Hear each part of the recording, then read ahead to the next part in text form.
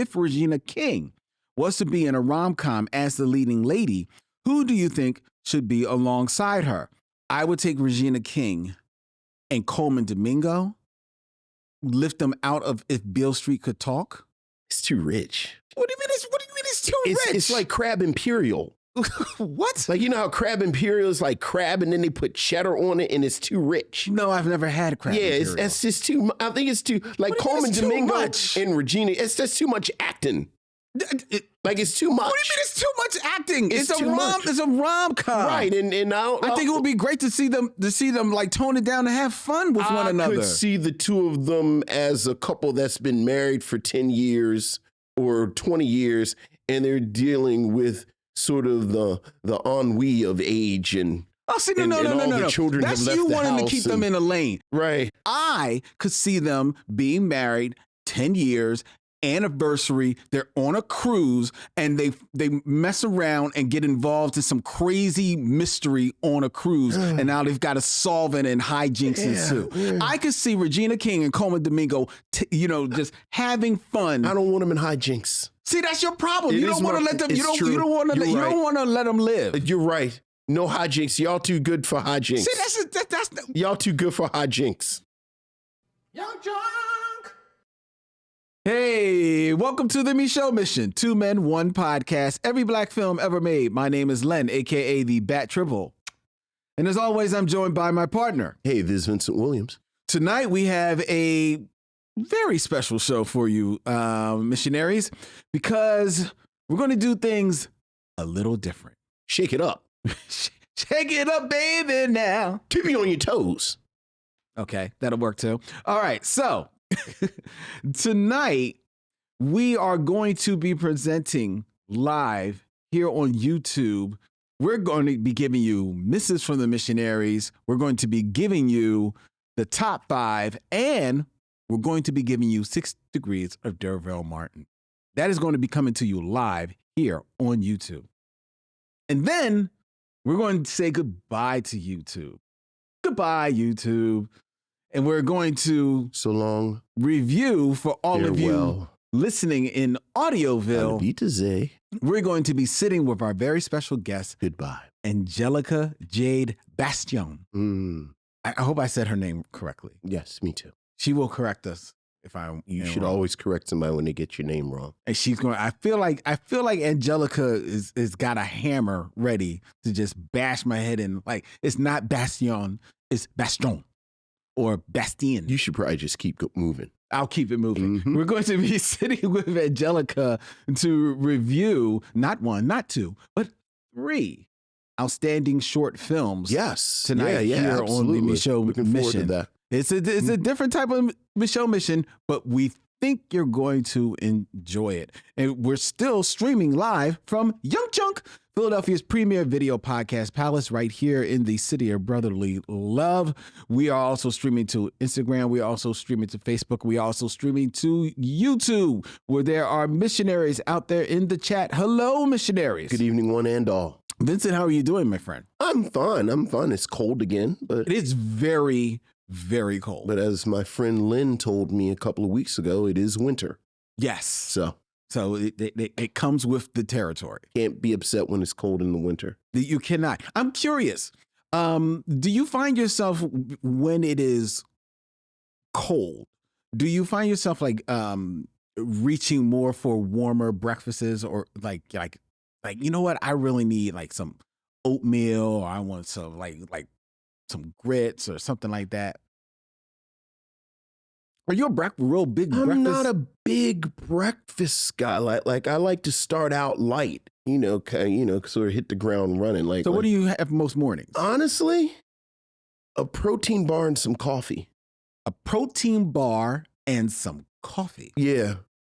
Okay. Like that is my go-to breakfast. And around what time of the morning is that? Out the house, probably like I'm in the car at 8. Mm-hmm. So, like eating a bar, driving in drinking coffee. That's it. Wow. Okay. So, but when I do have a breakfast, I like a brunch. Okay. On the weekend. But, okay. And that's just sort of brunch food. I found myself when I woke up this morning, I said, it is freezing. Yeah. So I wanted a warm breakfast. And that didn't like weigh you down or make you sleepy?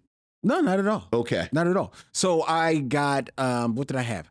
I made myself a couple of pancakes. Okay. And I was good. Okay. Now, most mornings, I'm not a huge morning guy. I find myself actually not eating much dinner.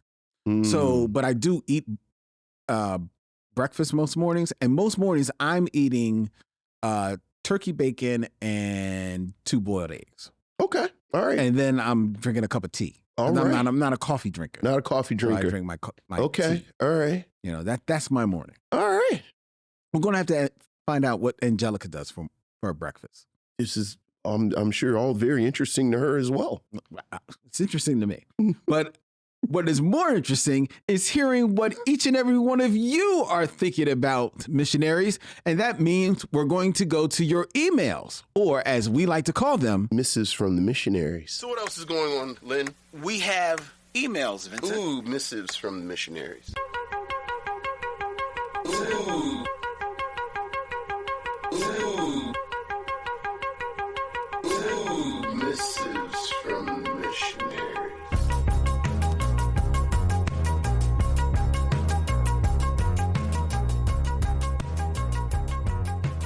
As you can see, Vincent, I have upgraded. I now have a tablet. I know, look at you. Live from the future. It may be the world's slowest tablet. I swear I'm literally turning pages. Okay, like this. okay, all right. We have an email from Monique Younger. Hey, what's up, Monique? Men of Micheaux, it has been a while since I've emailed, although I listened faithfully down here in Atlanta. Thank you. Nice list of witches you have there when from last week when we did the top 5 black witches. Mm-hmm. But I'm especially shocked that you left off Queen Eveline from The Wiz, played by the amazing Mabel King. Len's a hater. Like, you have to understand that Len's a hater. So. Visually, she is extraordinarily striking, and her song performances were incredible. Absolutely. Okay. I'm not a hater. This was a top 5 list. Eveline is. Would you have taken? I would have taken old girl from Sabrina off before Eveline. Who else? So the 2 real Tituba and Tituba and old girl from New Orleans. Right. That's your 2. Those stay on. Obviously, Eve's Bayou is not going anywhere. Okay. Ever. Who else was on there? There was the girl from Sabrina. Yeah. And then there was Jordan Smollett in Lovecraft Country. I like Eveline better than both of them, and I love Journey Smollett to bits. But I think Eveline would have been better on the list above both of those 2. See, maybe they don't make my top 5. Well, Queen Eveline doesn't make my top 5. Again, to circle back to, it's not that I'm a hater. You're a hater. It's not that I'm a hater. I just do. I mean, if we're going to talk about iconic queens, I think iconic black witches. Yeah. I don't think it's iconic. She's 100% more iconic than the people on the streaming show that went off 5 years ago that me and you liked. I don't think it's iconic. And I think the streaming show that you and I liked, as well as Sabrina, were better made properties than the Wiz movie. See, and now I'm back to hater. Go ahead, keep going. Monique, raise your hand if you were in the Afrofuturism exhibit in the Smithsonian. Put your hand down, Sabrina. We're not talking to you. Go ahead. Monique continues. By the way, I can attest to Jennifer Hudson in the Three Stooges movie. I actually worked as a background costumer for a few days on that film. Thanks for reading my email. There you go. What is that? How random is that? That she actually worked on the Three Stooges movie? I mean, God bless her. I mean, I would have loved to be on the Three Stooges movie. Sure.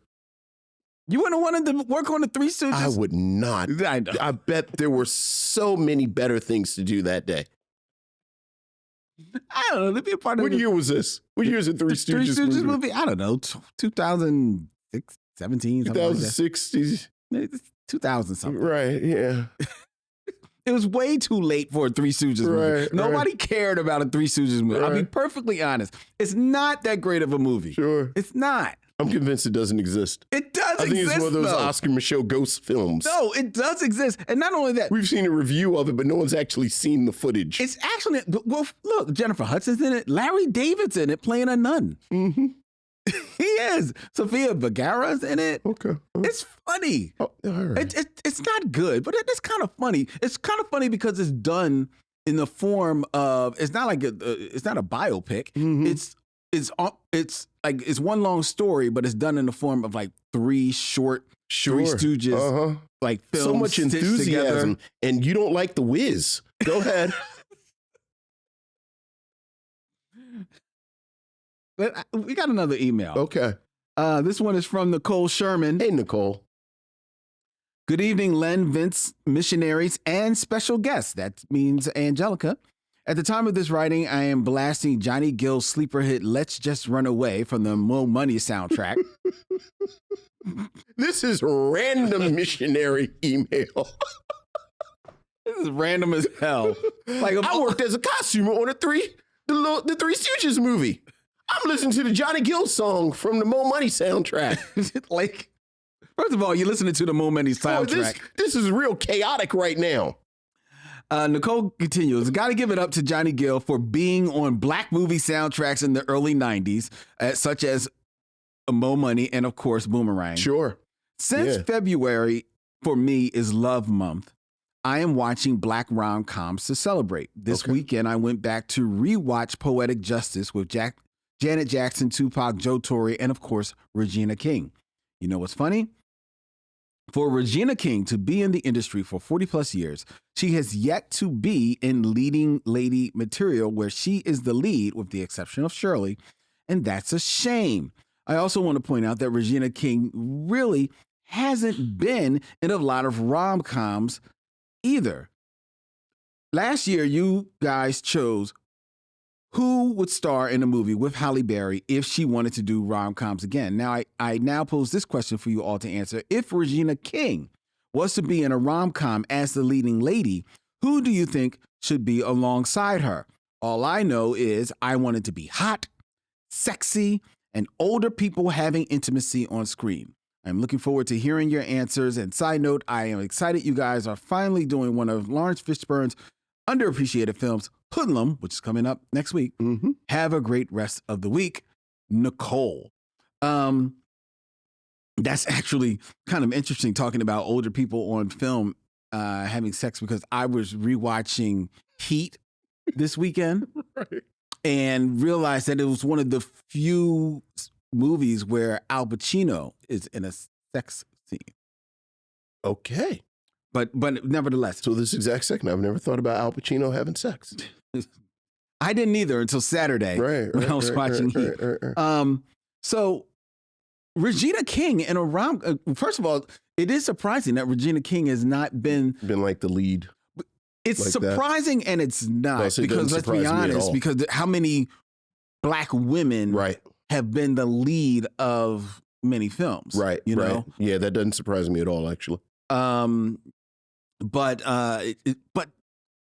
for her not to be like even like a co-lead in a rom-com, that's kind of interesting that hasn't, and maybe that's been strategic on her part.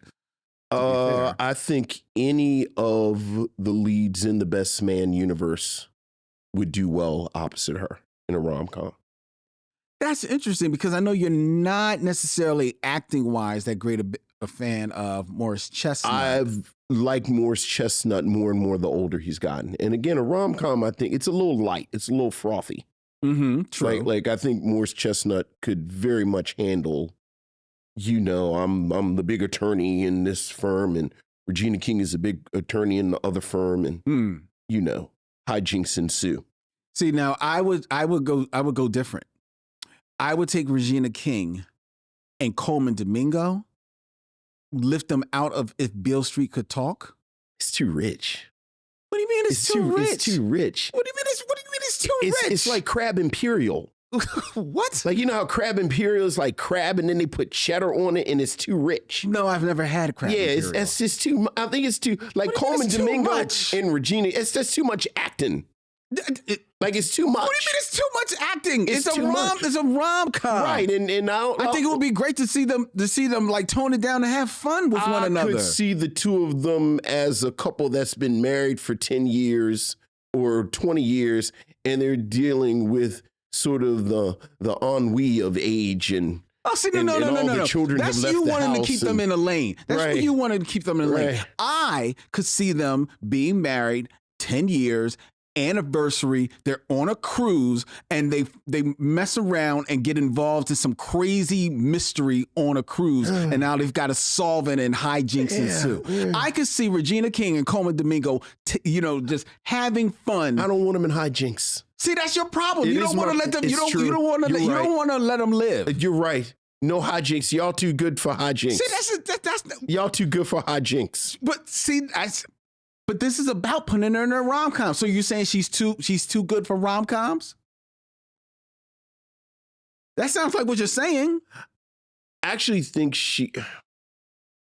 I just don't think you can have both of them. Like, you got to have somebody. What do you mean you can't have both of them? You got to have somebody to cut that. Like you can have Regina King and somebody a little frothier, or you can have Colman Domingo and somebody a little frothier. But the two of them together, that's too much. You don't think they can be frothy? I don't think they can be. No, they can't be frothy together. No, I don't. It's too much. It's too much. That makes absolutely no sense. It's too much heft. That makes no sense. It's too much heft. That makes no sense, Vincent. You're wrong. I don't like it. I don't like it. Colman Domingo can be in it with like Essence Atkins or something, and Regina Hall can be in it with like like I'll even give her Lorenz Tate, but that's too much. It's too much acting in one place. You're wrong. You're wrong. You're wrong. So like after Fences ended, you think like Viola Davis and Denzel Washington could have been in some wacky hijinks? Not those two characters, but no, those two actors. Well, to Denzel and Viola, wacky. To that point, we have both said like Denzel gets hit in the head and he's got amnesia. First of all, we didn't say he was going to be in a Mel Brooks movie, but we have both said that it would have been nice to see Denzel Washington do more comedy. We've both said that. Okay, and I think Denzel now. But Viola Davis. Viola Davis, I would be curious to see her in a comedy. I'm not sure I could see her first in a comedy. But I could see Colman Domingo in a comedy. I could see they can't be frothy? They can't be frothy? I thought we were being frothy. No, I think they can be. Frothy. I think they can be. Okay. I would sign up for it. Okay. I would sign up for it. Yes, I would. Yes, I would. Academy Award winner Denzel Washington. Academy Award winner Viola Davis. Yes. In Second Honeymoon in Hollywood.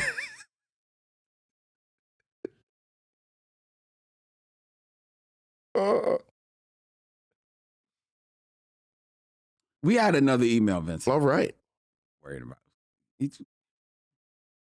Just won't let people live. We got an email from Ron Covington. What's up, Ron?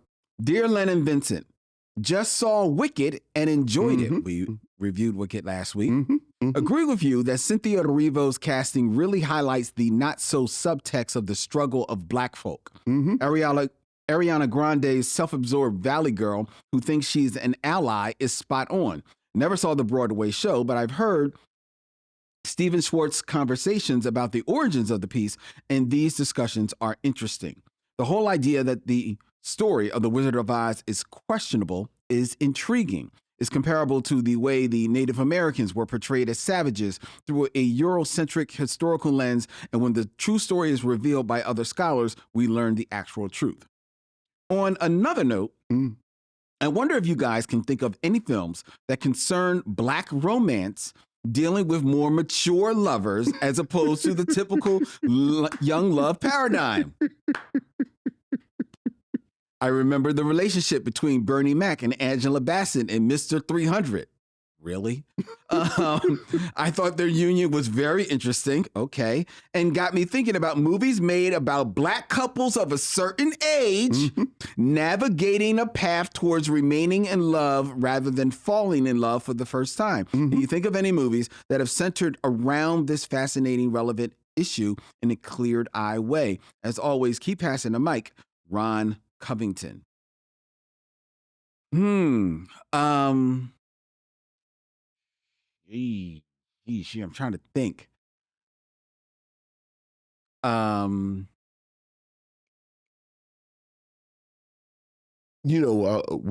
It's not necessarily just the couple, but I love the old, the depictions of older sexuality in The Sleep with Anger. Just that whole little crew. Yeah, that's good. I was going to pick up. Speaking of Danny Glover, I feel like you're going to go Danny Oprah Winfrey and Danny Glover are skew older in Beloved. I was thinking about Beloved. Yeah, that definitely was on my radar. Yeah. I was also thinking about. I'm curious. You've seen these movies, so I haven't seen them yet. Okay. For the mission, but I was curious if is there any riff on. I know there's riffs on the age, but is there any riff on the romance or the couple of Martin Lawrence and his wife in the Bad Boy movies? Not really. Okay, I wasn't sure. Yeah, not really. Sure. I can't think of any. I certainly can't think of any movies where that's center right in anything. Yeah. And I'm sure there may be one or two out there, but I just can't. I'm having a hard time coming up with one. That's a good question. It's a good question. That's a very good question. And, I guess Fences kind of deals with it a little bit. Yeah, I guess that's certainly an older relationship. So it is fascinating. You're talking about Al Pacino in Heat. In Heat, which he's how old is he in that? Is he 60? He probably. But is. he does, quote unquote, look a little older, and it is going to be fascinating as Angela Bassett and Viola Davis and Halle Berry and these actresses are quote unquote not even quote unquote, they're chronologically getting older. Yeah. But they not old people. Like none of them look like Big Mama in them. That's true. Like because Denzel is 70. Right. And he's just started looking 55. Right. Like we caught Gladiator 2 yesterday. Like finally watched Gladiator 2. Okay. And it is actually ridiculous and distracting how much he steals the movie. Yes, he does. Just being old and bad in Fly. And when's the last time you saw Denzel having as much fun in a movie? Look. He is having a ball. Look. From changing into different garb every single scene. Nobody loves being Denzel more than Denzel in that film. Yeah. And it's like, you don't even, like, it's sharks in the pool. There's a dude riding a rhino. It's people swinging swords with each other. But as soon as he does a little swoop with the robe, you can't even see what else is on the screen. You don't care. So all eyes are locked in. Yeah. I'm curious to see how they kind of address age and sexuality with these seemingly ageless actors. Yeah. As time goes on. I'm looking in the chat. Shout out to the missionaries. Lisa Alexander, she points out Claudine. That definitely is an old. I guess you know what's so funny about Claudine? Thinking about it, it's older. I showed Claudine in my class, so it's right on my mind. There's a moment where they're talking about how old Claudine is, and her daughter says, "You too old to be dating," and this and Claudine and Claudine is 36 years old. Yeah, how about that? Textually, she is 36 years old. How about that? And now that she brings up Claudine and thinking, in the 30s. Right. And I don't think Rupert is 40. Probably not. Yeah. Probably not. But now that brings to mind, now I just lost the freaking movie. Soul Food. Yeah. because Vivica Fox's character is supposed to be in her 30s, and like all of the couples, they're all like in their 30s. Right. Probably knocking on 40. Yeah, you know, so that's kind of interesting. Yeah. All right, so there's that. All right, we got another email. This is from Michael Sykes. Mother, may I or may I not is the subject line. Hello, Okay. Len and Vincent. I know the Mother, may I is a couple of months away for those who are not aware. May is when we dedicate movies that seem to be bad movies. And we do a whole month of those type of movies, and we call it Mother, May I Have Another One of Those Bad Black Movies. It's a favorite here on the Micheaux Mission. We do it for you. We do it. Michael continues, I don't know if y'all have a list together or not, but here are some suggestions for that month. You can take it or not. Oh, I hate y'all. Everybody's got opinions. All right. So there's some shitty movies for y'all to watch. Movies such as See, here we go. The Players Club. Yeah. See, but Players Club I feel like is this cult classic. I don't know. Players Club isn't like bad Mother May I bad. Like on its surface, it doesn't look just like sort of but all right, Players Club. All right, Players Club. Foolish, starring Eddie Griffin. You know, Eddie Griffith is like that's kind of is bad like, movie catnip, right? He's there. like nails on a chalkboard. I with know. Me. Woo, starring Tommy Davidson. I don't think Woo was that bad, but Tommy Davidson has some really interesting things to say about Woo in his book. He does. Yeah. Def Jam's How to Be a Player, starring Bill Bellamy. I think you buried the lead when you said it was starring Bill Bellamy. Yeah, remember that was his like that was his shot. That was his shot. Yeah.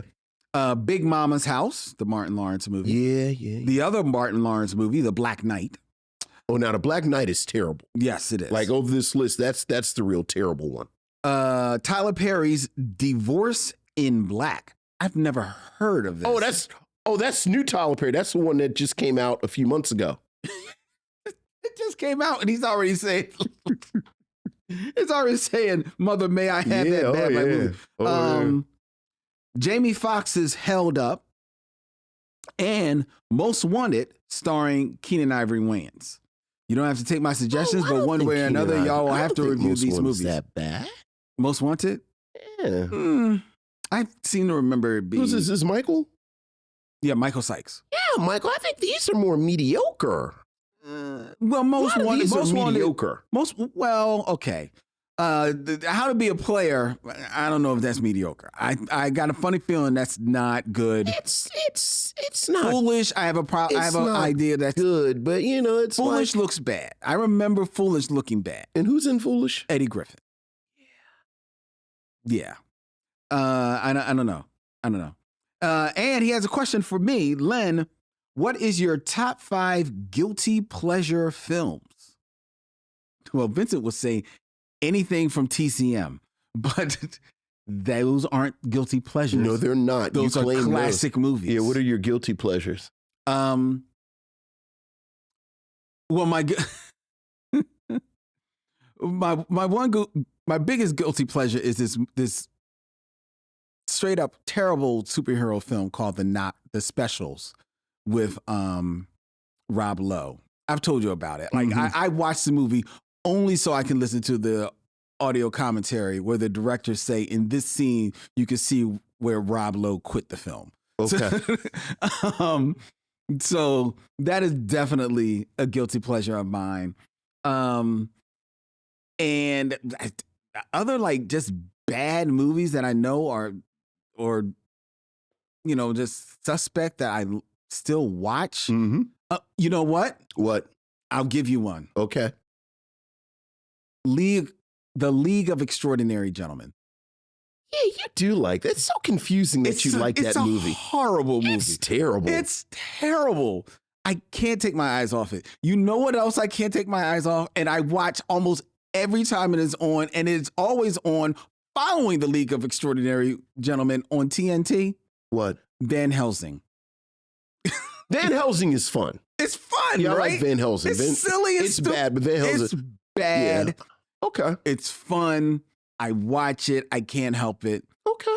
There you go. Those are like, I guess it was 3. I don't know if I can come up with 5. Yeah, okay. Do you have like a guilty pleasure? Oh, come on now. Come on, stop. Oh, here we If go. Deep Blue Sea comes on, I will walk out of this room.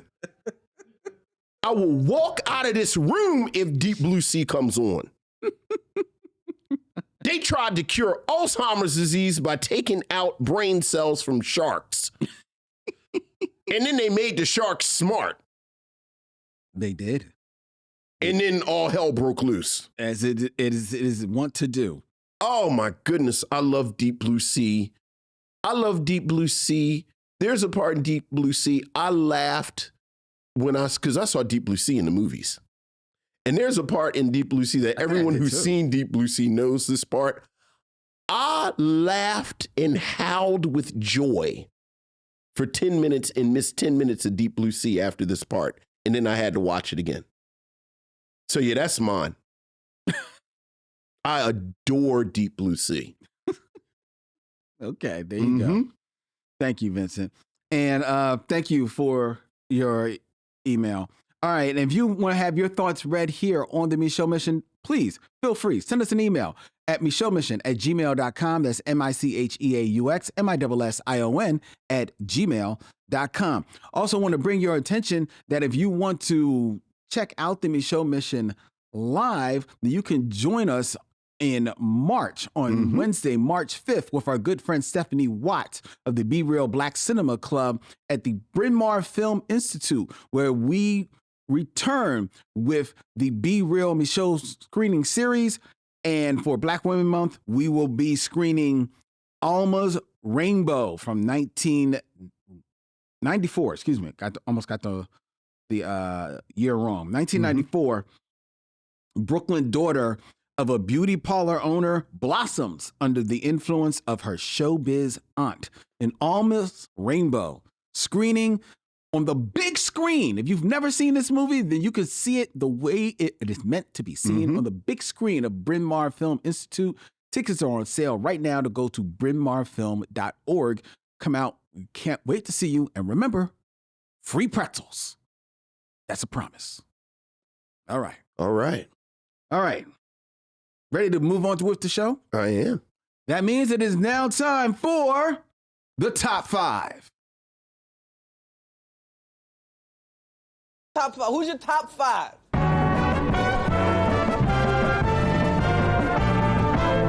top 5 is. My top 5 is. My top 5 is. My top 5 is. Top 5, where I come up with a list. I read this list to Vincent, and he shares his scintillating commentary about my list with me and all of the listeners, as well as our special guest, Angelica Bastion. Now, Vincent, we are going to be having Angelica here on the episode, and she is a bit of a writer and a culture critic. For those who are not familiar with her writing, you can read it in The New Yorker. You can check her out on Vulture. You can also check out her amazing Substack newsletter, Mad Women and Muses. She's insane. That's what she is, but she has a good time. But it got me thinking. Okay. Being a critic of culture, which we sometimes get into culture talk on. Sure. And with us being in the midst of Black History Month, who are the culture leaders for Blacks in the 21st century? Okay. You know, I mean, because sometimes when you start thinking about Black History Month, your mind goes to Martin Luther King. Sure. It goes to Malcolm X.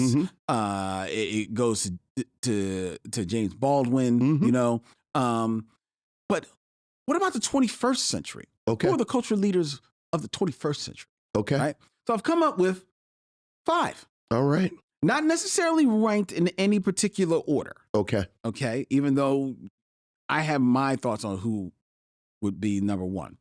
But I've got a list here of 5 cultural leaders, and I want to know whether or not you think that they are prominent culture leaders of the 21st century. Okay. Sure. Starting with number 5, Sure, as one does. possibly the ultimate culture force, Mm-hmm. Beyonce. Of course. From Lemonade to Renaissance, she redefined the album experience, set new performance standards, and championed Black artistry and activism. Beyonce. Would you say that she is a culture leader Yeah, of the 21st absolutely. century? Yeah, absolutely. Like you said, in music and in visual arts, in live performance, yeah, everything. Yeah, Okay. absolutely. Very good. Very good. So she's certified. Yeah, there's no controversy there. All right. Number 4. Number 4. From the world of literature, as well as a bit of an intellectual, Okay. we have Ta-Nehisi Coates. Yeah. His book Between the World and Me and his essays in The Atlantic have shaped discussions on systemic racism and reparations. Mm-hmm. What about Ta-Nehisi Coates? Love Ta-Nehisi Coates. Yeah. Yeah. Okay. All right. This is okay. Go ahead. Well, you gotta find out. Right. I was waiting for you to say somebody. I don't know about that person. but yeah, sure. Beyonce and Ta-Nehisi Coates. Yeah, Okay. absolutely sure. Number 3, Number 3. and I forgive me if I mispronounce the name. We have the modern African literary icon Chimamanda Ngozi Adichie, Yeah. Yeah. Again. who wrote Americana and We Should All Be Feminists, which made her a leading voice on race, gender, and African identity. Yeah. Okay. Oh.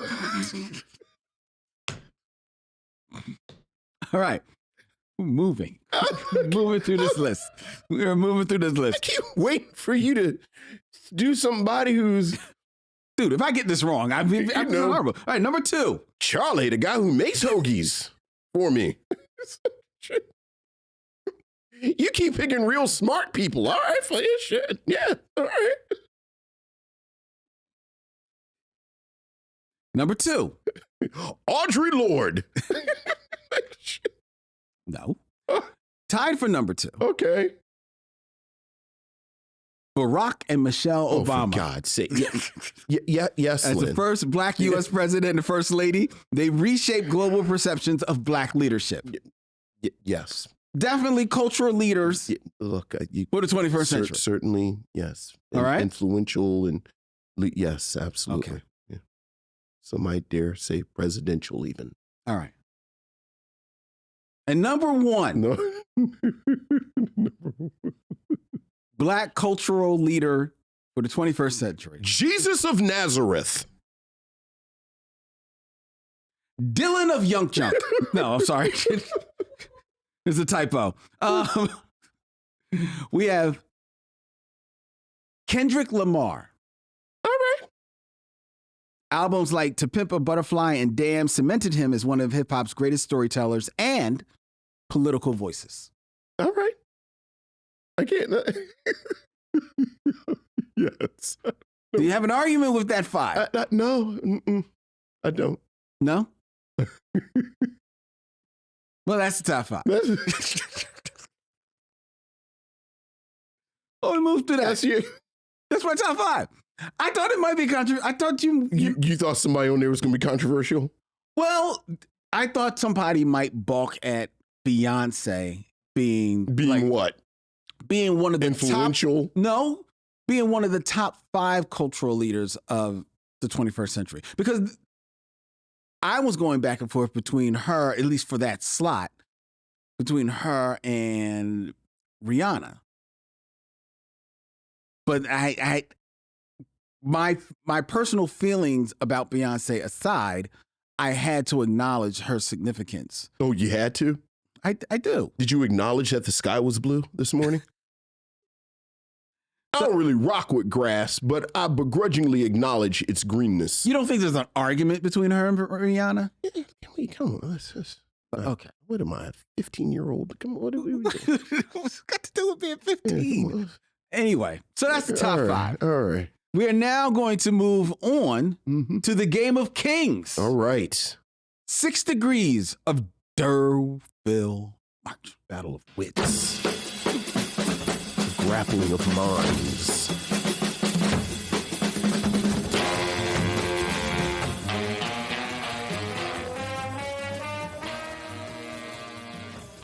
Six Degrees of Derville Martin, where I come up with 2 actors, and Vincent has 6 films or less to connect them to that cultural icon of any century.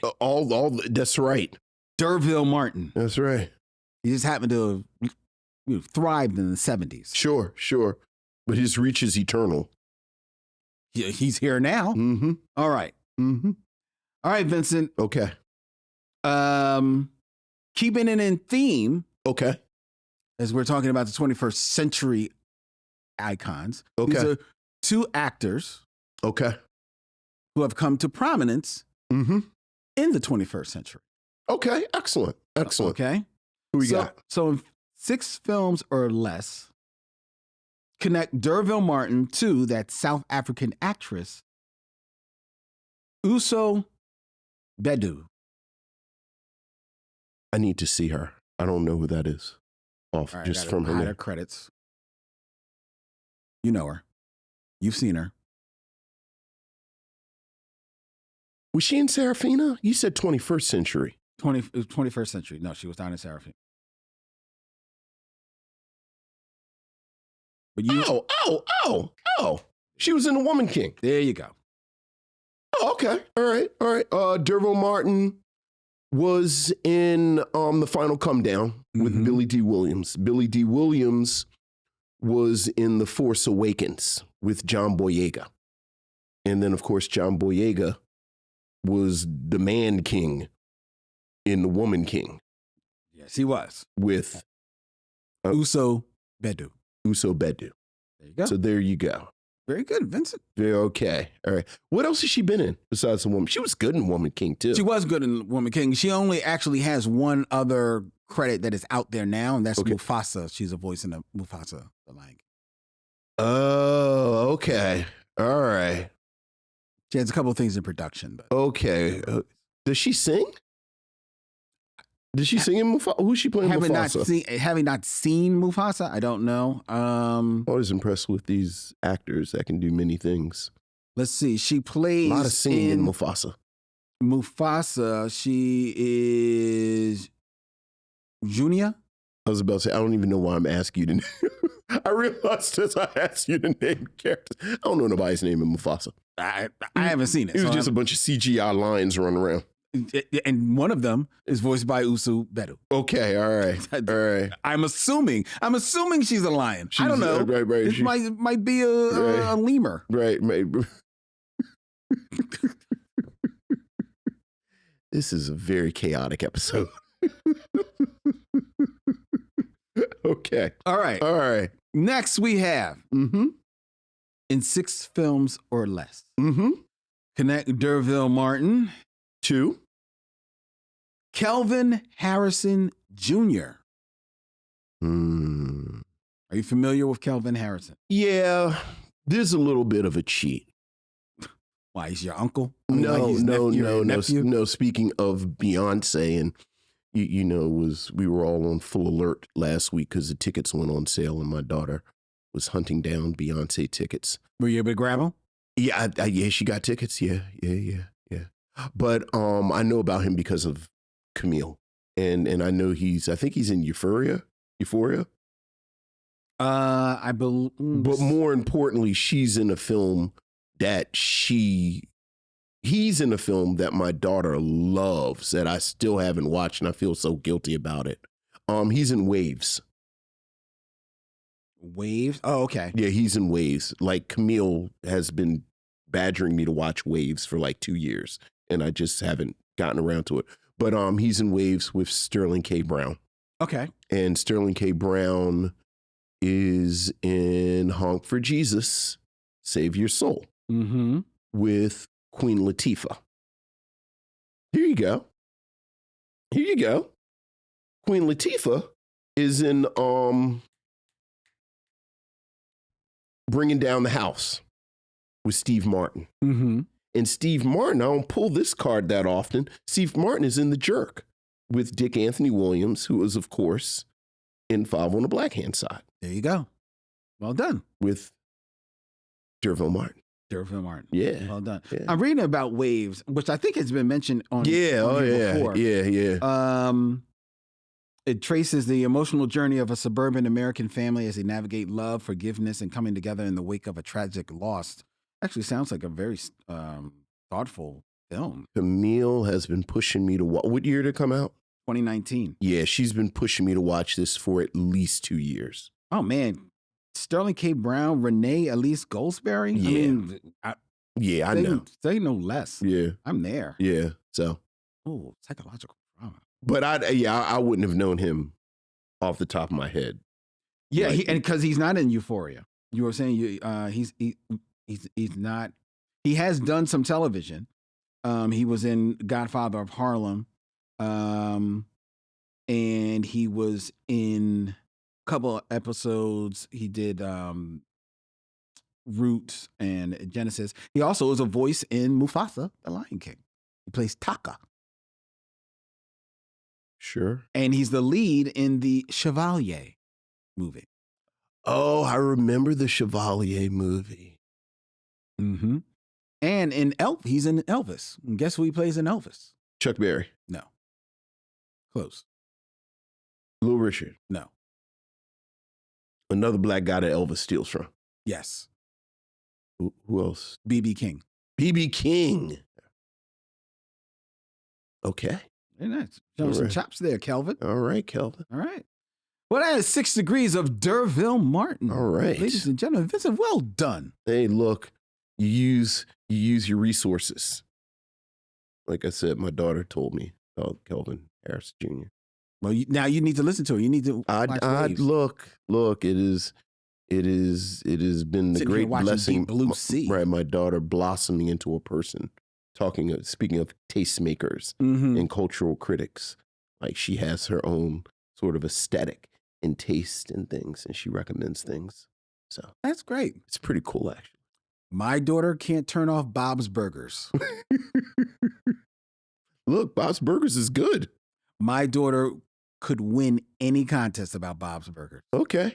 Anything. Doesn't matter. I can connect D'Urville Martin to any actor within 6 degrees. That's my thing. We've all got our things. We've all got our thing. Everybody got their something. All right. All right. All right. Well, that was 6 degrees of D'Urville Martin. And that concludes our live portion of the Micheaux Mission for the evening, folks. We're going to actually have to turn off the live, get some things situated. It's where what's happening here in Young Chunk. It's I'm telling you, it's blame Dylan. No, it's we got to turn off the live and get to our review. But if you're listening to the podcast, Ignore all of this. Ignore me.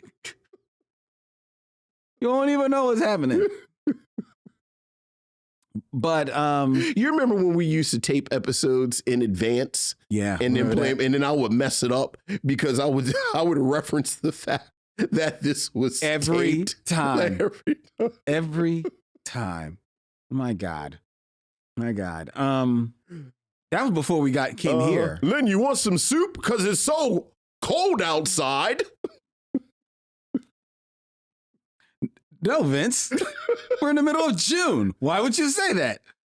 Anyway, but we're not going to just go, willy-nilly. We invite you, if you are watching us live and you want to know, hey, well, what are we going to be doing next week? Next week, here on the Micheaux Mission, that is when Vincent and I will be sitting down to review a very underappreciated film by Lawrence Fishburne, Hoodlum, next week here on the Micheaux Mission. A full show coming your way right there on YouTube. Until then, he's Vincent, I'm Len, and in parting, we say, We'll see you when it's time to meet again. hey there, missionaries. Let me introduce our very special guest right now. She is a writer, a critic, an essayist, if you will.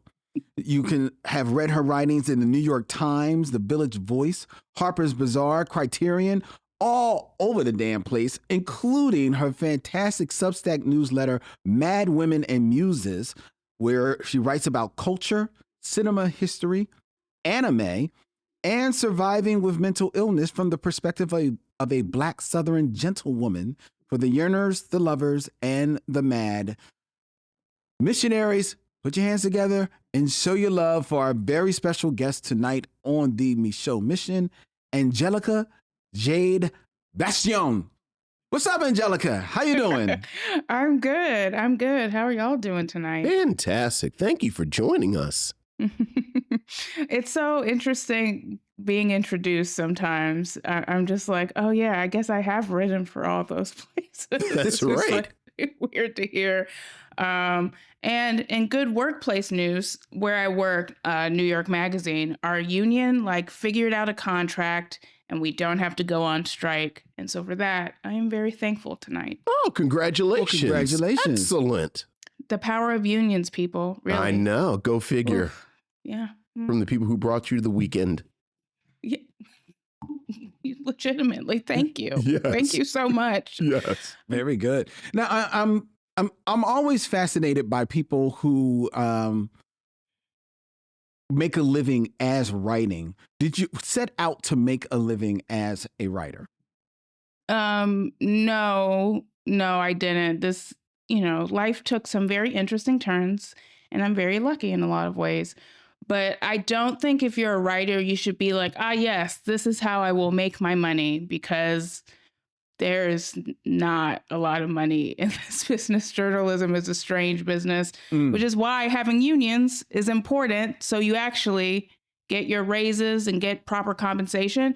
And in the case, a big part was protection when it comes to AI. So it's in a very interesting place in this industry. So I didn't set out to ever be a critic. I didn't go to school for criticism, for journalism at all. I went to an art high school and I really thought I was going to be a painter. Really? And then, Nice. yeah. And then the school I went to in Miami, you basically had a longer class day. So than other high schools, because you also took a fine art drawing and painting class, an art history class, and then they called it a strand, but it was basically a major.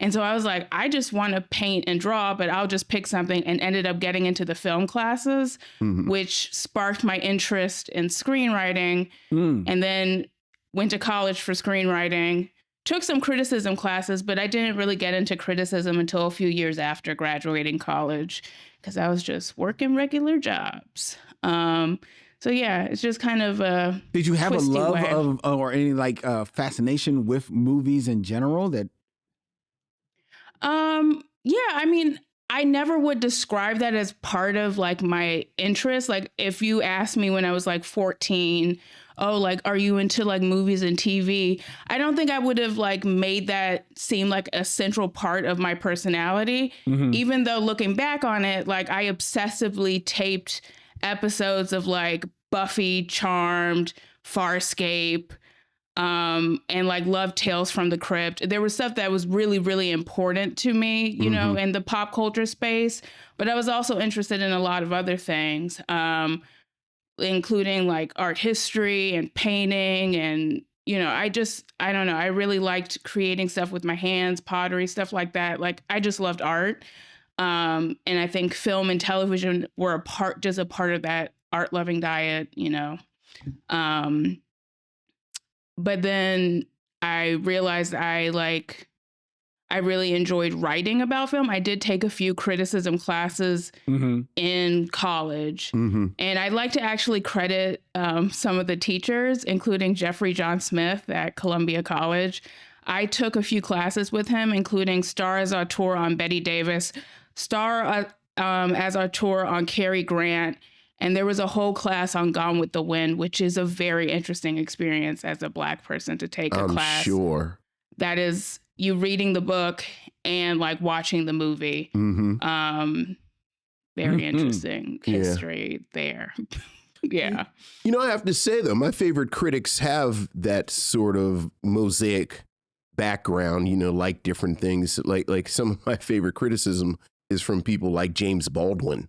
Oh, definitely. Or you know, Bell Hooks, who, as you say, didn't necessarily start out as film critics, but because they have all of these different interests and all of these different, you know, these different paths that they've taken, you know, in aesthetics, they kind of bring this view to it. So I think I know you were waiting for me to say I approve of your path, but yeah. Yeah, I think like everything you said, I was like, oh wow, that's great. Yeah, it just brings a different perspective to like loving film, which I do. But my love for film has just like grown more immense over the years, I would say. Sure. As my knowledge of film has grown, so too has my love, is what I would. Speaking of your love of film, earlier in the show, one of our emailers asked us for our guilty pleasure films. Do you have a guilty pleasure list? Those films that you know is like didn't quite make it, but for some reason you have to watch every time they're on? You know what's funny? This is going to sound very pretentious. I don't believe in guilty pleasures. I love what I love, and you cannot shame me for anything. I know my taste is very specific. Okay.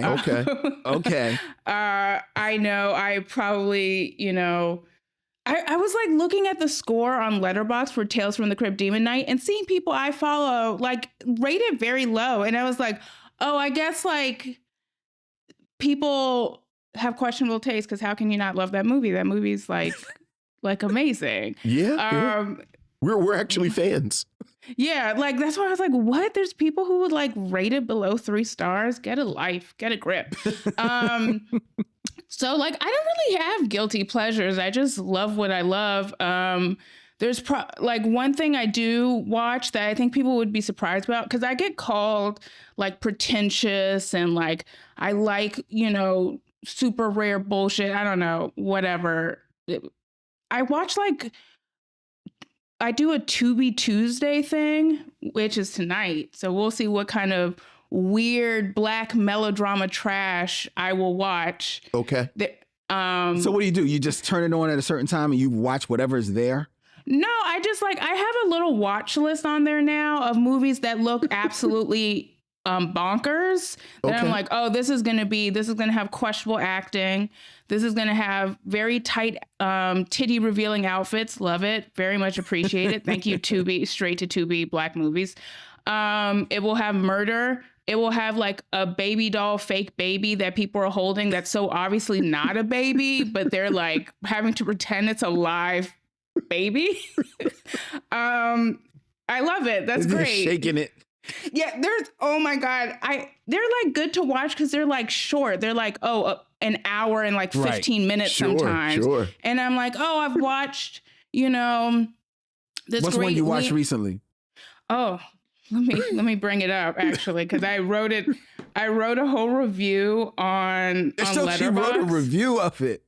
Yeah, and it was almost like way longer of a review, and I was like, girl, you can't put this many paragraphs on freaking Letterboxd about this like Tubi movie, because people are gonna look at you like, what the fuck are you doing? And it's like what am I doing? Movie. I am doing great things. They're like Marvel movies. They're review like proof. Okay, it's called Twisted Sister. It was from last year. Directed by Justin Milton. I am the only person. There's no one I follow who's watched or reviewed this movie. Okay. This makes me sound like kind of an asshole. So I said, I get called pretentious a lot. And you know what? I am. I believe in gatekeeping too. God, what was I thinking? But that doesn't mean I don't occasionally go for silly bullshit to watch that I can just vibe to from time to time.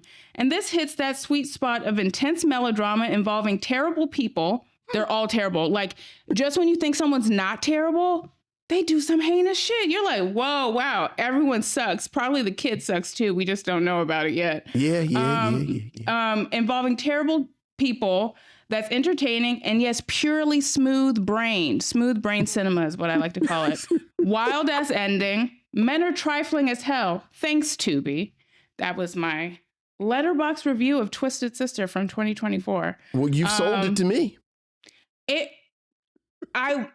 There's just some things like just when you think, oh, like they're not going to do that. That's like a little much, right? Like, for example, the evil sister is like downstairs one night. I promise I'm not making this up. And she's like eating ice cream.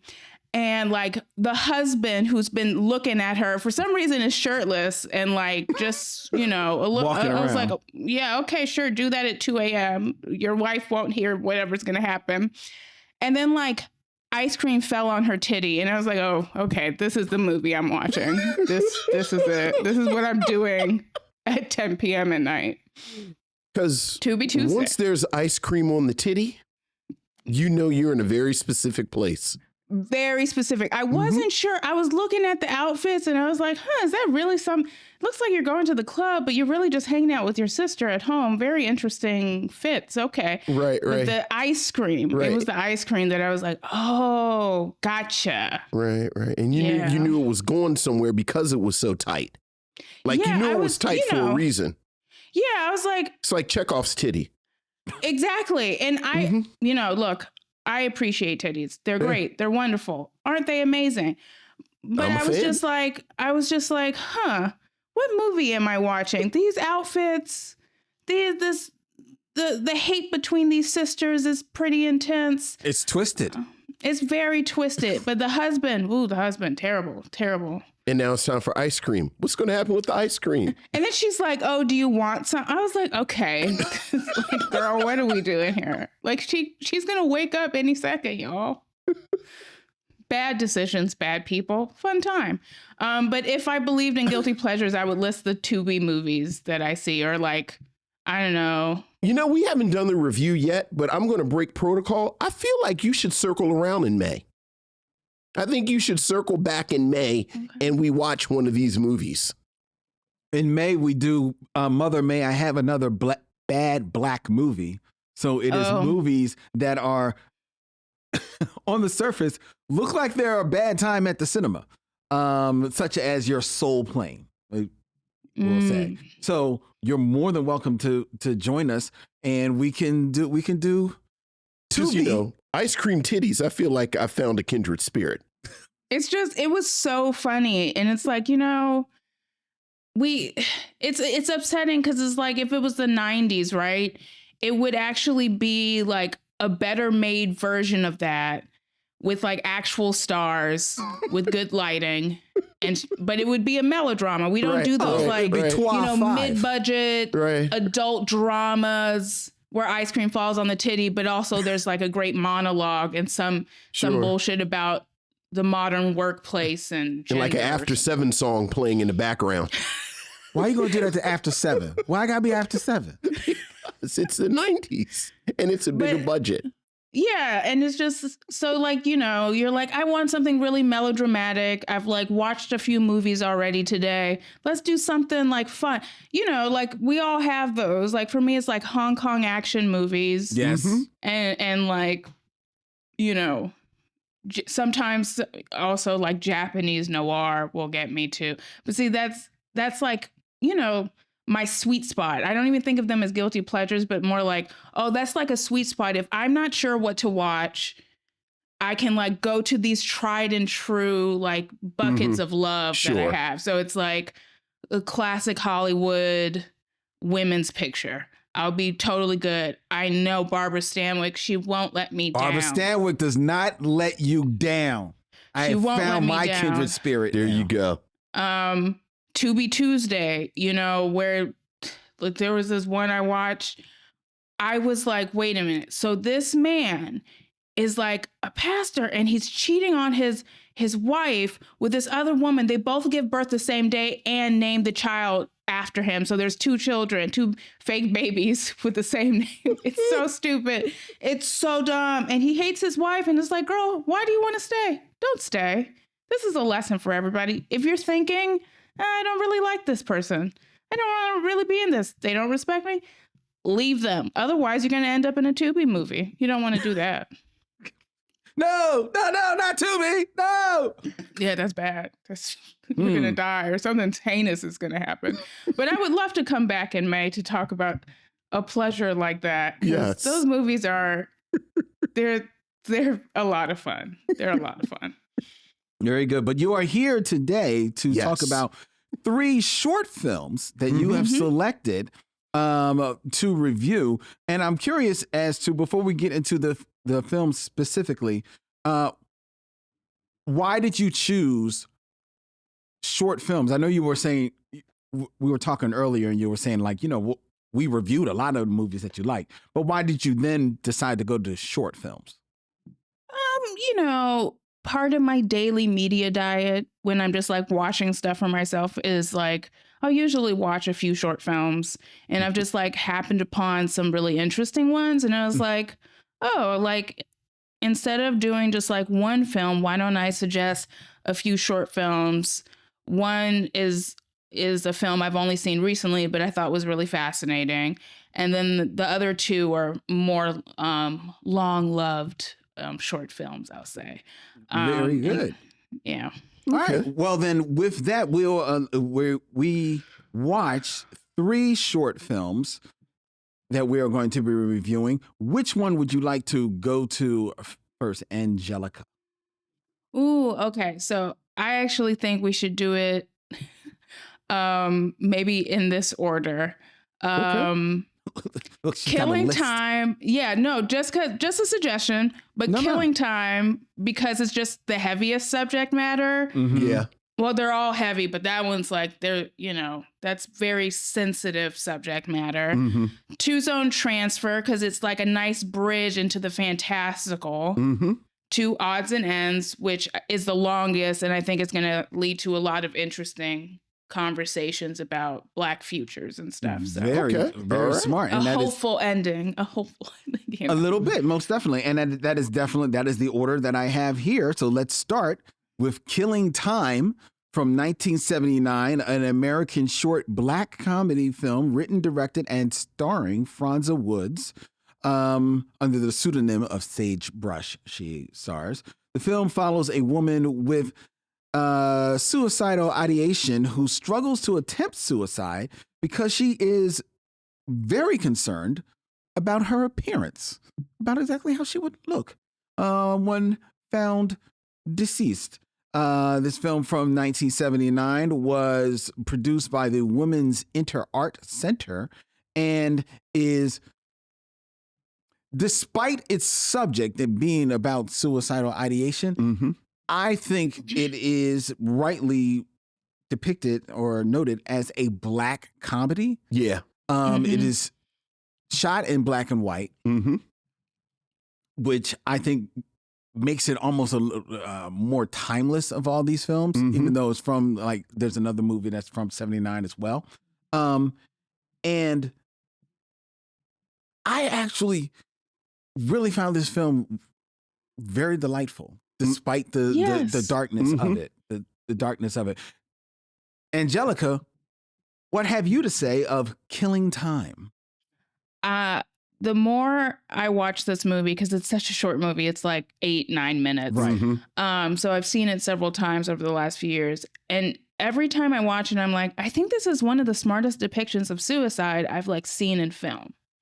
As someone who has dealt with suicidal ideation and, more serious mental health problems, I thought it was like very funny, but strangely accurate because, when I've been in that space, I have thought about like, well, what should I wear? Which sounds like superficial, but it is kind of like your final outfit. And dark humor there. I'll stop. But I think her performance is also like has a very light touch with her trying on the clothes and like looking at her, looking at herself in the mirror, and then like the voiceover of like kind of giving context to her decisions, and like the punchline of the ending also leaves you on a like lighter note, but it just feels really honest in a way that I find really fascinating, because I think a lot of times with depictions of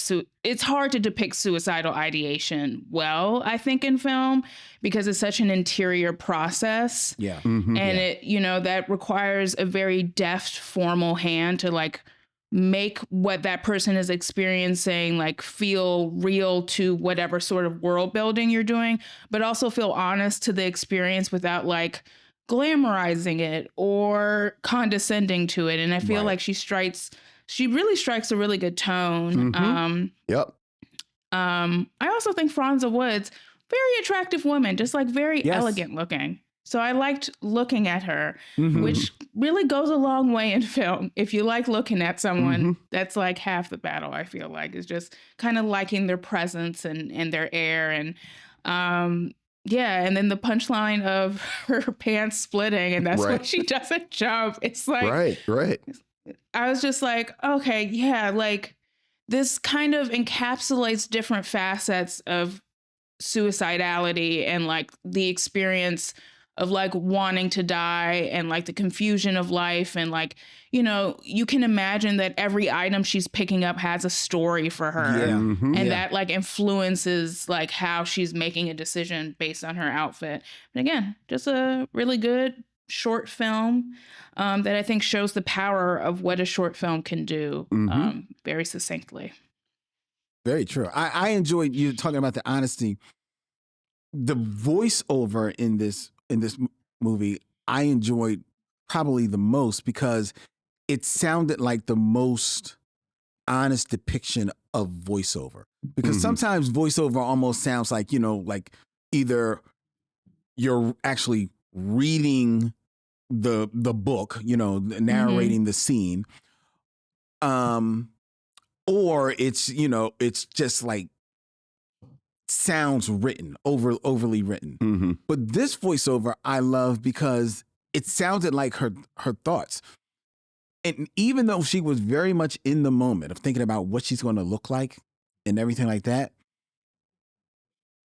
and her thoughts of her life, they still felt random.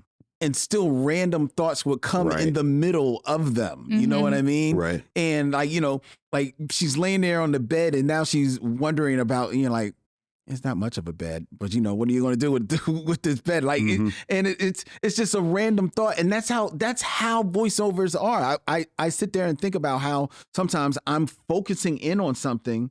I'm focusing in on exactly what this show is going to sound like that I'm editing, but also a random thought will come in like, man, I could really go for some caramel corn right now. Sure. You know what? But if I got some caramel corn, then I got to get cheese corn too. Maybe I'll go across the street. I remember when I had cheese corn back in 1984. Nope, that's wrong. And it's all at the same time, and that was the honesty that I really appreciated here. Yeah. I thought this was a masterwork of tone. Like you said, I think what struck me about the black and white, it almost had, like a Buster Keaton feel to it. Especially with her doing like the humming in the beginning. With her doing the humming, there was a real physicality to her performance where Angelica, you talked about how she looked. Like I thought she was very attractive, but I thought she was very attractive in a classic way. She kind of looked like an actress from the 40s. The black and white lens to that. Right, the black and white lens. And for a subject this serious, for the film to keep it light enough that it didn't weigh you down as the viewer, I thought was striking. And it seems like it would make the suicide ideation more seductive. Like it's you kind of keep it breezy. And again, you're focusing on these details like what are you wearing and how are you going to look? And I also really admired the story, the world building. You mentioned every article of clothing. Like I love the attention to all of the different pairs of shoes. Yeah. And you could tell each pair of shoes was for a different thing. And there was probably, as we said, a story with each pair of shoes. Yeah, it was great. And for it to accomplish all of this in 7 minutes was amazing. Was amazing. Like, you really did get the sense that you knew this woman. Yeah. It's interesting to me, though, and maybe Angelica, you can shed a little light on this. You said that you've seen this over the years. This is a film that I was unaware of, even though I feel like the name Franza Woods has crossed my path a time or two. Right. But it's not a film that I am aware of, and I'm surprised by that because it is a striking, funny, imaginative film that I would think would be more celebrated. I mean, it's available on the Criterion Channel, and God bless that it's available there, and it's worthy of its placement there. But I'm just surprised that it's not one, unless I'm missing it, that has not been lauded more over the years. I mean, you're right. Like, I haven't seen like too much about that movie. I think we're seeing a lot of like older short films and older filmmakers who didn't quite get their due finally getting some shine. Like with Naked Acts by Bridget M. Davis and like coming out, and I think that Charles Burnett film Annihilation of Fish is like making the rounds as well, which I'm excited to see. But Killing Time, probably because it's also just like a really short film. True. You know, True. People will watch like several episodes of a TV show, but like try to like give them some short films or like even any films. I don't know. I have a lot of thoughts on that, but I hope it, gets discussed more. I think it is such an interesting portrayal of something we don't see a lot in film. Like film, I think as a medium is obsessed with like quote unquote crazy women and watching women unravel. But the moment you put Blackness in the mix, we don't actually have a lot of depictions of Black women dealing with mental illness in film.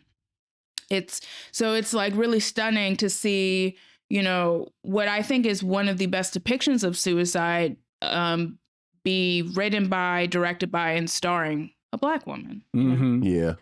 Yeah, and not hitting you over the head with its subject matter at all. It's very honest. You just brought something to mind. Shameless plug. We are restarting our movie screening series here in Philadelphia. The Be Real Micheaux screening series, a quarterly series where we screen a movie at the Bryn Mawr Film Institute. And last year we weren't able, with every screening successful to do it, to marry the films that we were screening with a short film ahead of it. Right. And I think that is definitely something that we should return to with this year. Well, the licensing was difficult. That became a bit of an issue. We should look to see. I'm for it. I think we're going to be screening Alma's Rainbow in March. That's a great choice. That's a really good choice. Nice. Yeah, I think this would be a nice little pairing with that. Yeah. I think so too. Look at that. I mean, I also think like odds and ends is too long, but like I'd love to put odds and ends in front of Almost Rainbow. I would. I put odds and ends in front of so many things. I know. I can't. Oh, it's okay. I know. We're going to get to odds and ends. I was going to say. We're going to get there. I was so angry. I've gone so long without seeing this. No, we're going to get there. We're going to get to odds and ends. But before we get to there, been my whole life. Before we get there, okay, let's go into our next film, and this is Two Zone Transfer, also from 1979, starring and directed by Ulysses Jenkins. In a there's a name. I believe he might be African American.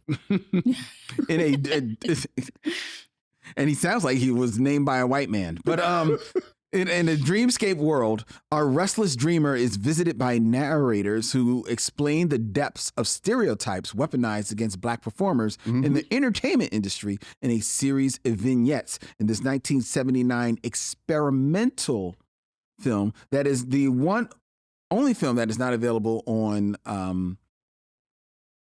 the Criterion channel, but it is available for screening on Vimeo as this recording.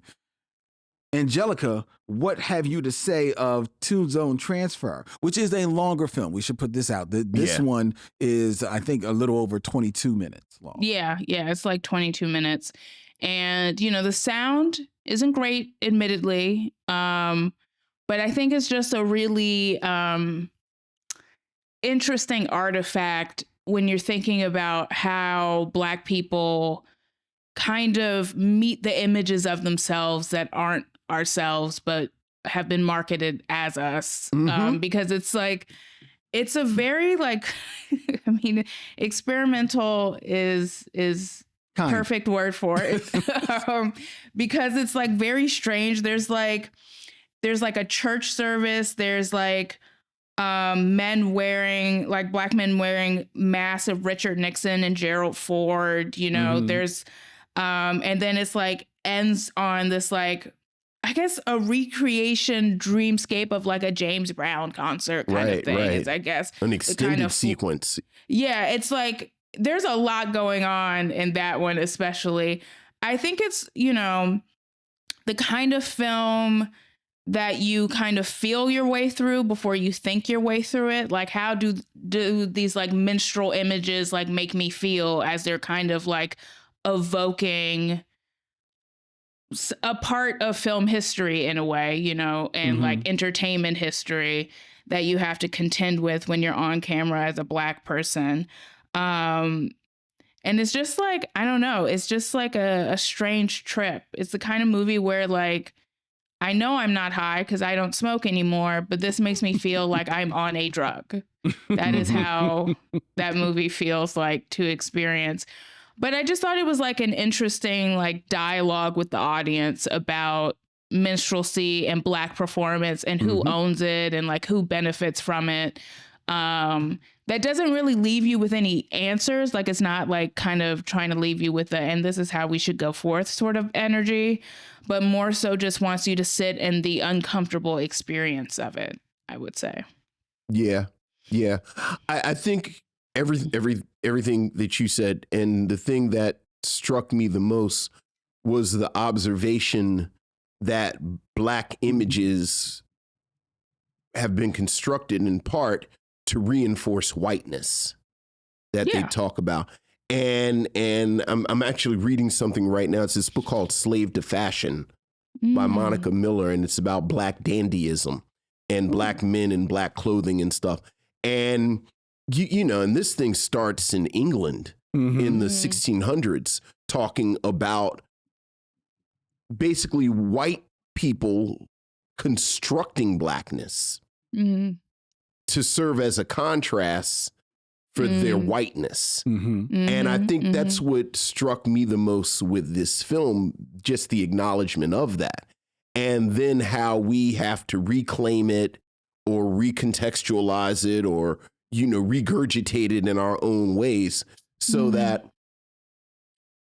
I love the transition from the church service to James Brown, who for many of us is the purest distillation of Blackness, and the choice to have this extended moment with James Brown, like this is us, and kind of go from there.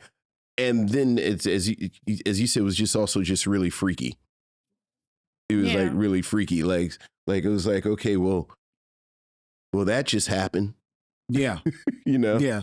You're saying extended moment with James Brown. It's about 10 minutes. Yeah. Oh, yeah. It's about 10 minutes with Ulysses Jenkins getting every James Brown-ism that he has within him mixed in with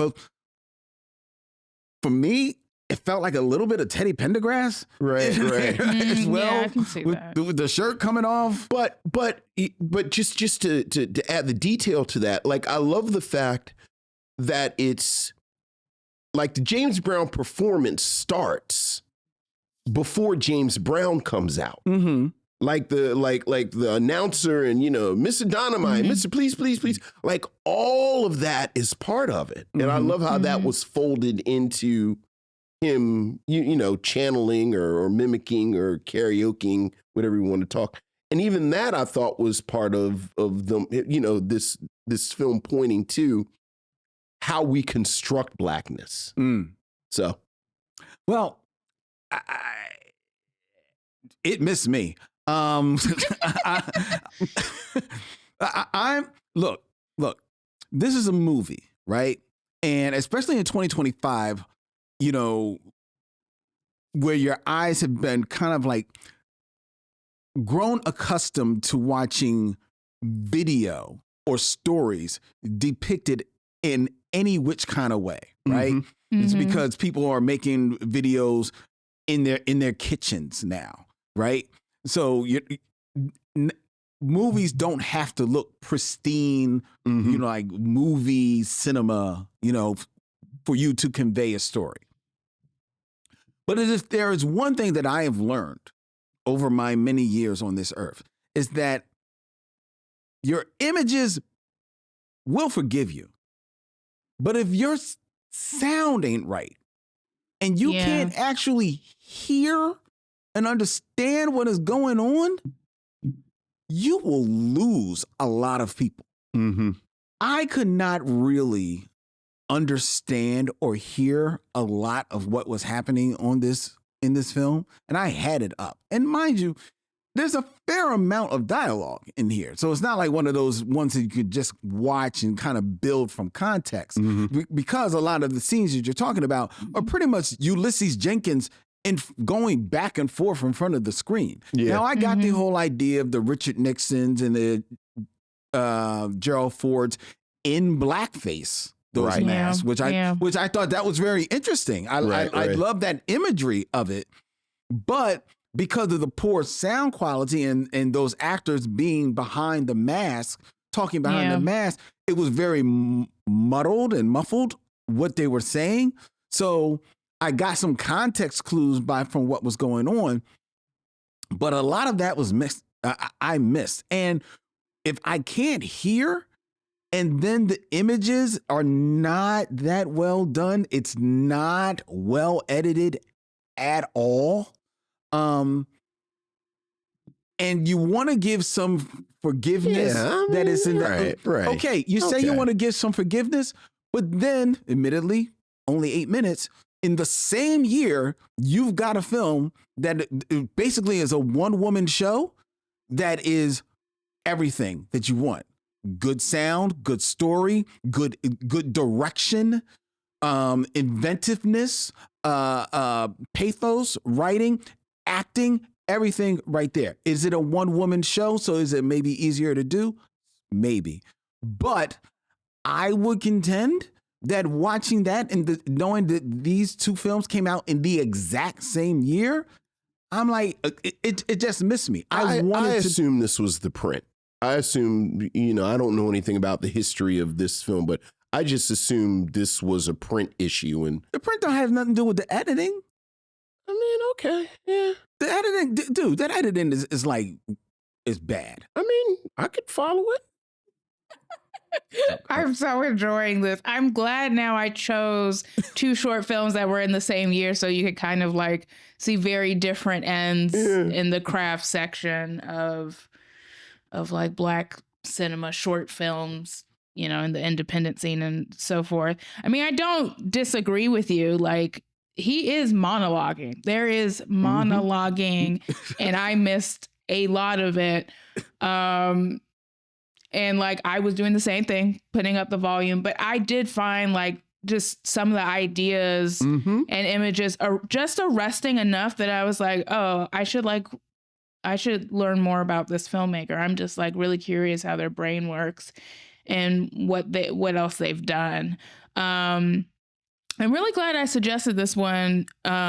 Also because like, I think it's just using very intense imagery, and I'm mixed on it because I feel like you're missing a little bit of some important parts of what he's trying to communicate because you can't hear all the monologuing. Because then when you do hear the monologuing, you're like, oh wow, he's really getting into stuff. So it's kind of it's like, to miss a little bit of that is going to obviously affect how you look at the film. Yeah. Right. Well, there is our review of 1979's Killing Time, as well as 1979's Two Zone Transfer. Mm-hmm. But now we're in the year of 1993. We are. Yep. And we are at the point where we're going to be talking about a film called Odds and Ends, directed by Michelle Parkerson in the year 2096. Yeah. Oh, I smell Afrofuturism. Black women warriors wage a battle against racial and gender annihilation. And in this devastated universe, a fable unfolds on the interplanetary front lines. Lieutenant Laz Wayard, a courageous young Amazon, learns the price of passion when her beloved Sephra takes on the ultimate sacrifice for the struggle.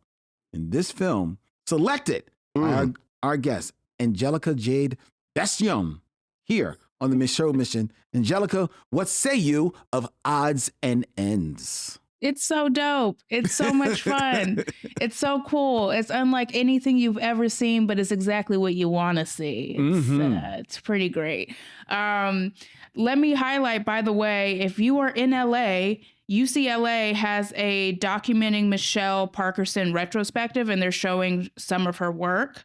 And that was, I think, curated by Beyondria July. So shout out to her doing that at UCLA. Wish I could see that on a nice big screen.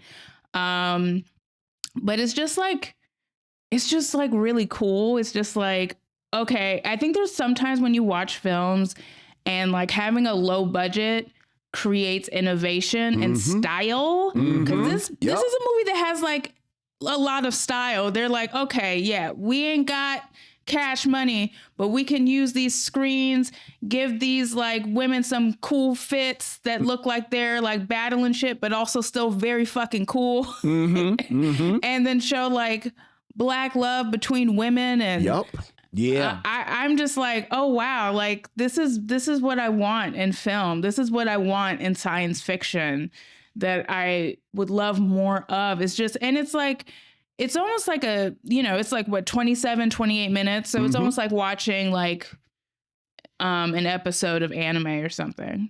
Length, and I love that. I just love the energy of it. And I love its politics. I love its honesty. And it's just like on the surface, just like really cool, which is, I don't know, it's nice to experience.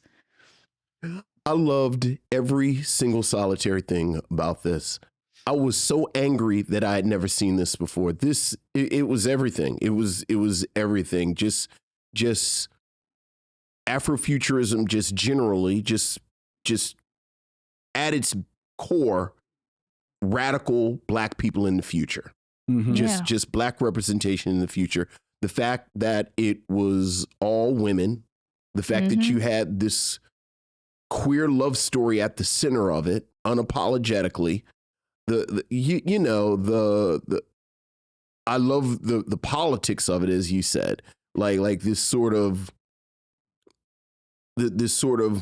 unapologetic fighting against white patriarchy, racism, everything in this sense.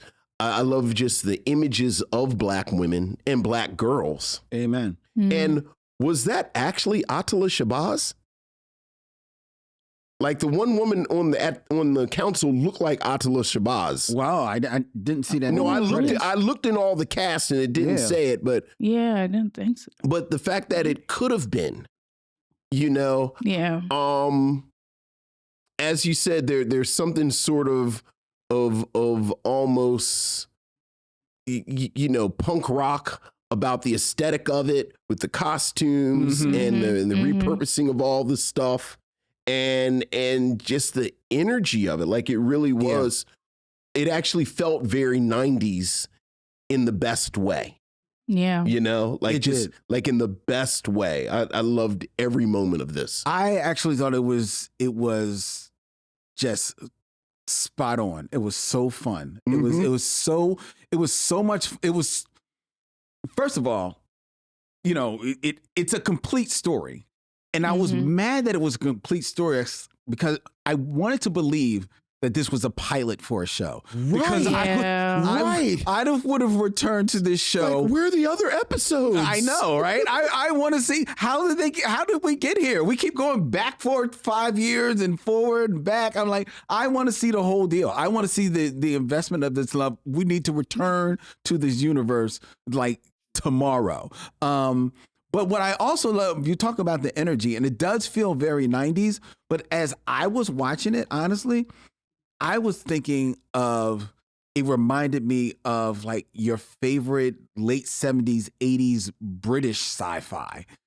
You know? Like you thought it was an episode of Red Dwarf. Red Dwarf. I thought it was Red Dwarf. Right on the nose. Same thing. The sensibility, the timing of it, everything, the acting, even the repurposing of, like everything that's just you get your hands on. Or the Tom Baker Doctor Who's.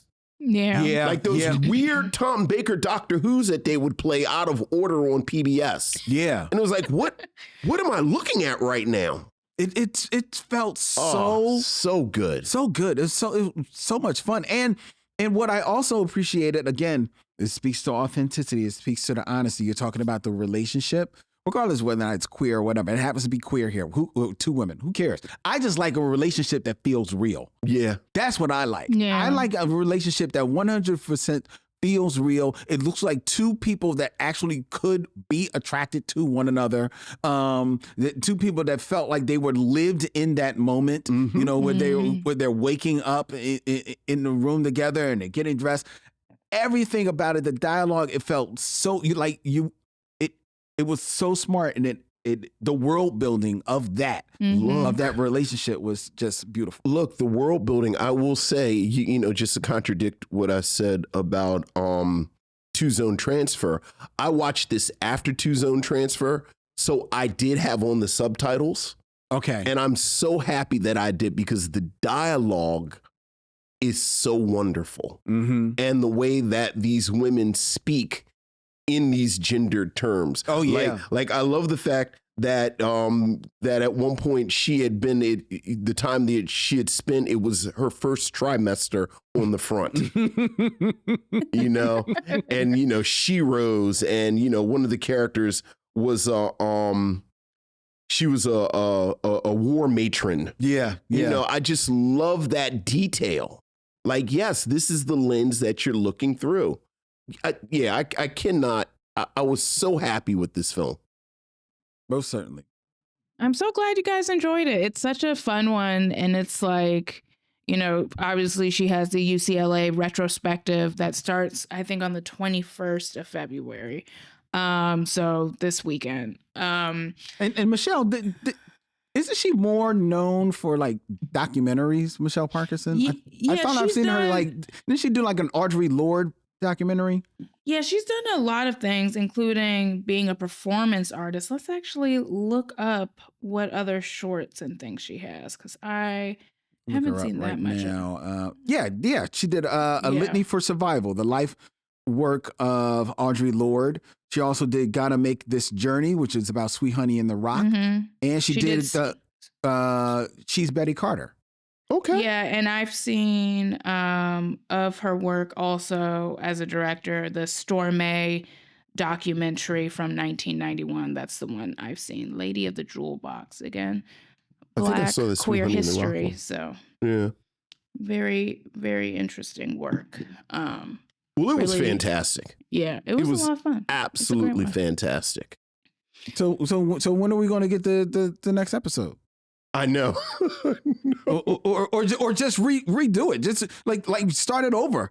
Like do it as a series. Look, it would make a bomb series. It would be so dope. It's just so lived in and richly detailed, and you can tell there's a very fertile imagination at work, and you're this is someone who has ideas and is able to come up with some crazy things to do at a low budget, which that's a powerful gift. Right. I want to know more about the politics between the Earth women and the women in the universe of Moo. There's so much going on. It's like, I'm like, that could be a whole other series. It's a whole deal out there. It's so dope. I know. Her mind. I know. I want to make it happen, Angelica. How am I supposed to make it? If I could make the movies I want happen, we'd be in a very different cinematic landscape. You know, we said after we saw Demon Knight that one of our goals is to find and corner Jada Pinkett and try and say, you know, you could revisit this. She had to pass the torch, right? Like, it's open-ended at it the end, so she, you know. The hunt continues. Demons in our midst. So much going on. It's true. I mean, that is how it is. It's very true. Very true. Angelica, thank you so much for bringing these films to our attention. We really appreciate it. We love it. No, thank you for watching, having a good time, and, you know, like letting me get in on a good conversation. This was a lot of fun. I'm glad I made the choices I made. I think it ended up turning out very well for us, actually. No, we had a great time. Did you think we were going to boo you? No, I would hope that would be kind of weird to invite someone boo to you and your movies, boo. Absolutely boo someone who sings the praises of doing a Tubi Tuesday. So before we let you go, tell people about your great Substack newsletter, Mad Woman and Muses. Oh, thank you.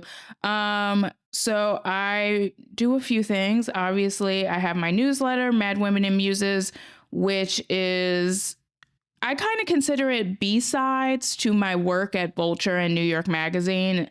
It's like me having fun, writing in a more off-the-cuff way about stuff I either wouldn't write about for Vulture, or I just feel like is a fun compliment to Vulture. Probably my most successful piece was an essay that I wrote around a letterbox list I came up with. I saw like someone on Blue Sky say something like, the new Nosferatu is for real perverts. And I was like, okay, I gotta pop in here, because no, that tells me you're not a real pervert, cinematically speaking, if you think that's real perversion. Kids, open the schools.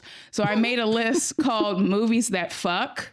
And it's a very like weird list. And people keep suggesting movies like, hey, like put Secretary on there. And I'm like, no, thank you. I'm not going to do that. Please don't. I'm not really into that movie. And so I wrote the letterbox list, and then I wrote an essay around it called Notes on Cinematic Sensuality, Movies That Fuck. And just so you can kind of get an idea of what the list looks like. So, for example, I have everything from Hellraiser 1 and Hellraiser 2. Love them. Don't care what anyone says. Me and Pinhead, we're totally cool. I love those first two Hellraiser movies. I think they're great. Okay. Love is love. Exactly. Love is love. The Cenobites get that. They understand.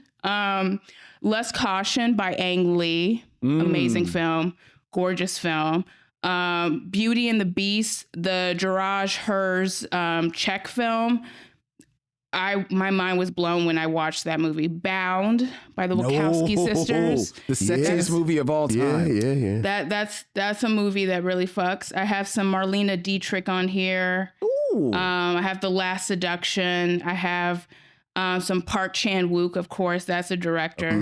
Of course. He gets it. The Handmaiden, amazing. Thirst, also great. Yeah. I also have Wild Things on the list. I think you do have a guilty pleasure. Oh, I don't care. Florida Noir. Yes. Give me those crazy white girls, those dumb dudes. Yeah. Of course y'all got. Sorry. But that's the kind of stuff I do on my newsletter. And then my work at Vulture ranges from interviews to lots of reviews. I'll be reviewing Sinners, which I'm looking Can't forward to wait. seeing that. And I have a big essay about the last Black horror boom pegged to the movie too. So it's exciting writing time in my life. But yeah, follow the newsletter. Follow me at Vulture. I'm also on Blue Sky. I'm easy to find, but hopefully spending less time on there because I think social media does not do good things to your brain. So I'm trying to be I agree. a little bit. Don't spend a lot of time on social media, but I believe it was on social media. Maybe it wasn't on social media. Maybe it was just looking somewhere. But I believe, I'm not speaking out of turn, that you are a fan of one of my favorite movies of all time, The Apartment. Oh, of course. The Apartment. Billy Wilder in his bag, okay? He said, oh, y'all bitches think you know romance? You think you know comedy? Let me show you how to do it. Also, like, you know, women really going through low points in their life in that movie. Like, girl, whoa, choose better for yourself. Jack Lemmon, hilarious. Love him. Amazing movie. It's sad and sweet. I think I think my favorite feel or vibe in a movie is romantic melancholy. Yes. And that's a movie with romantic melancholy. A lot of the movies on my movies that fuck list are like sexy, but also sad.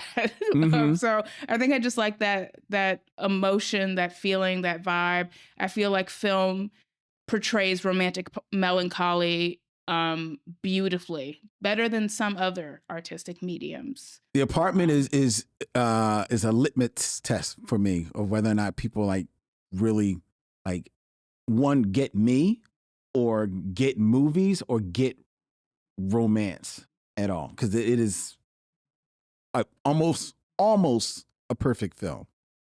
I would go as far to say I hate like perfect film. What does that even mean? You start to overthink it. But there's like a few movies that I'm like, yeah, I would call The Apartment perfect. I would call Sweet Smell of Success perfect. Yeah. Like, you know, there's certain movies that I'm like, every aspect is like a jewel. Yep. It's just so beautifully put together and carved. And Are you familiar with Deep Blue Sea? The scientists make the sharks smart, and then things go wrong. Yeah, I've seen that movie probably a disturbing amount of times. That and like Anaconda, I've seen too much. There's a lot of like really like strange. Got snakes out there that big. They do. Yeah, there are big snakes. It's kind of scary. Very much so. So there you go. The Apartment, Anaconda. Yeah. There you go. There's the scale. The breath of cinema. That's movies, baby. Angelica, thank you so much for joining us. Yeah. And we're going to look, you're invited back in May. If you can make it happen. I'm coming. I'm going to figure out like a real messed up, hilarious Tubi movie. I'm going to figure out one that's just so offensive, so questionable. I love it. That we'll just be laughing the whole time. Like even describing plot details, you have to laugh. That's my goal. All right. Thank you. We're going to let you go, Angelica. Thank you so much for joining us. Thank you. Young John.